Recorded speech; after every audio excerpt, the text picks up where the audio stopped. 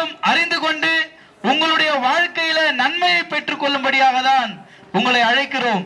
ஏனென்றால் நாங்கள் இங்கே உங்களுக்கு சொல்லிக் கொண்டிருக்கிற, அறிமுகப்படுத்தி கொண்டிருக்கிற இயேசு கிறிஸ்து எங்களுடைய வாழ்க்கையில சாபங்களில் இருந்தும் பாவங்களில் இருந்தும் எங்களுக்கு விமோசனம் இல்லாத நிலைமைகளிலே உலகமும் உறவுகளும் உடன்பிறப்புகளும் கைவிட்ட நிலையில ஆண்டவர் எங்களுடைய கைகளை பிடித்து எங்களை நடத்தின அந்த நற்சாட்சியை பெற்றவர்களாய் இன்றைக்கு உங்கள் மத்தியில் இருந்து இந்த நற்செய்தியை நாங்கள் அறிவித்துக் கொண்டிருக்கிறோம்.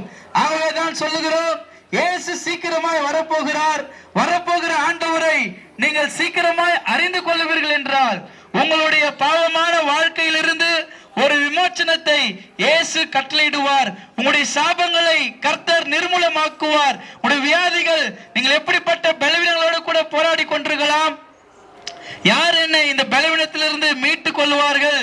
டாக்டர்கள் எல்லாம் என்னை கைவிட்டு விட்டார்களே, உறவினர்கள் எல்லாம் என்னை கைவிட்டு விட்டார்களே, இனி எப்படி நான் உலகத்தில் வாழப்போகிறேன் என்று சொல்லி நீங்கள் கண்ணீரோடு இருந்து கொண்டிருக்கலாம்.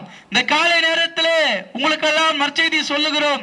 இயேசு சீக்கிரமாய் வரப்போகிற ஆண்டவரை நீங்கள் அறிந்து கொள்வீர்கள் என்றால் உங்க வாழ்க்கையில் இருக்கிற எல்லா சாபங்களும் பாவ கட்டுகளில் இருந்து கர்த்தர் உங்களை விடுதலை ஆக்குவார். மனிதன் ஏன் அவனுடைய இருதயத்தில் ஒரு சமாதானம் இல்லை என்றால் அவனுடைய இருதயத்தில் இருக்கிற குற்ற உணர்வும் தான், அவனுக்குள்ள இருக்கிற ஏற்கனவே செய்த சில பாவத்தினுடைய காரியங்கள் தான் அவனுடைய இருதயத்தில் சமாதானம் இல்லாதபடிக்கு அவன் வாழ்ந்து கொண்டிருக்கிறான்.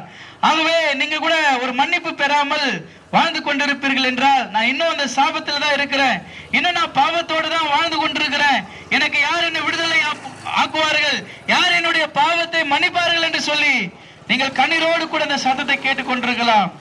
நான் காலையில எழுவதும் இரவில தூங்குவதும் என்னுடைய படுக்கையும் கண்ணீரினால் நிறைந்திருக்கிறது, யார் எனக்கு சமாதானத்தை கொடுக்க முடியும் என்று சொல்லி இந்த சத்தத்தை கேட்டுக் கொண்டிருப்பீர்கள் என்றால், உயிர் தெழுந்த மரித்த உங்களுக்காய் இன்றைக்கும் ஜீவனோடு கூட இருக்கிற மீண்டுமாய் வரப்போகிற இயேசு உங்களுடைய வாழ்க்கையில உங்களுடைய பாவங்களில் இருந்து விடுதலை ஆக்குவார்.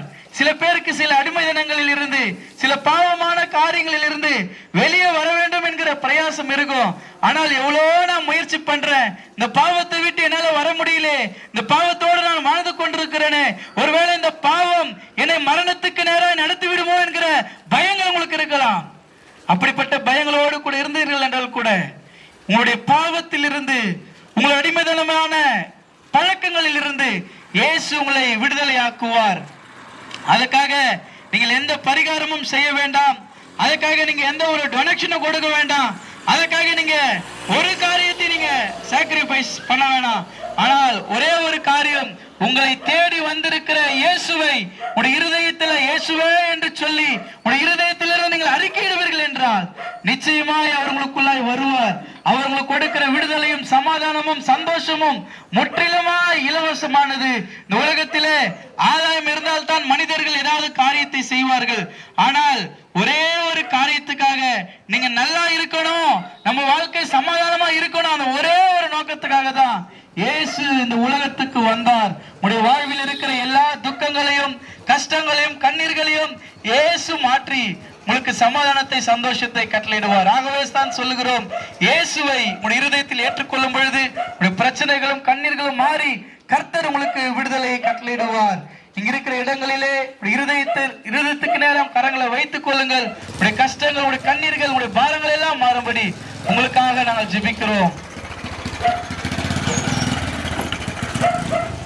தேவனே நமக்கு சோத்திரம்.